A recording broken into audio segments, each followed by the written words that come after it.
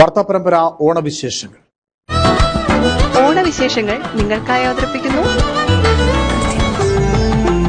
മനസ്സിനിണങ്ങിയ വസ്ത്രങ്ങൾ കാലത്തിനൊപ്പം. John Tex wedding collections, Kattappana.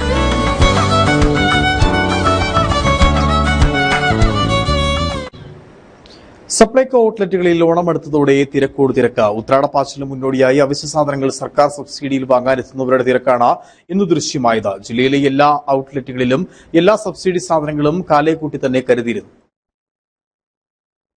സാധാരണക്കാരന് കൈത്താങ്ങാവുന്ന സപ്ലൈകോ ഔട്ട്ലെറ്റുകൾ ഇത്തവണയും പതിവ് തെറ്റിച്ചില്ല.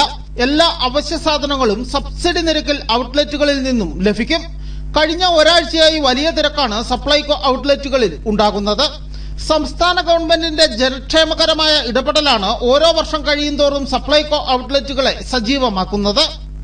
ഓണക്കാലം വരവായതോടുകൂടി പൊതുവിപണിയിൽ വിലക്കയറ്റം പിടിച്ചു നിർത്തുവാൻ സർക്കാർ നല്ല നടപടികളാണ് സ്വീകരിച്ചു വരുന്നത്.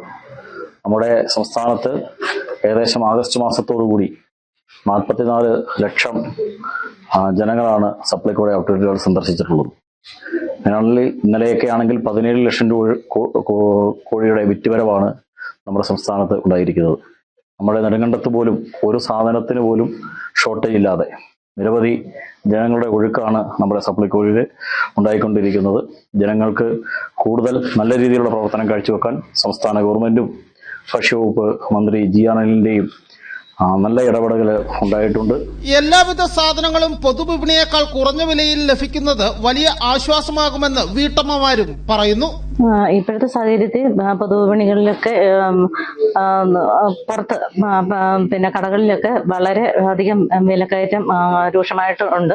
ആ സാഹചര്യത്തിൽ സപ്ലൈകോയിൽ എല്ലാ സാധനങ്ങളും തന്നെ നല്ല വിലക്കുറവിൽ നല്ല ക്വാളിറ്റിയുള്ള ഉൽപ്പന്നങ്ങളാണ് എത്തിയിരിക്കുന്നത്.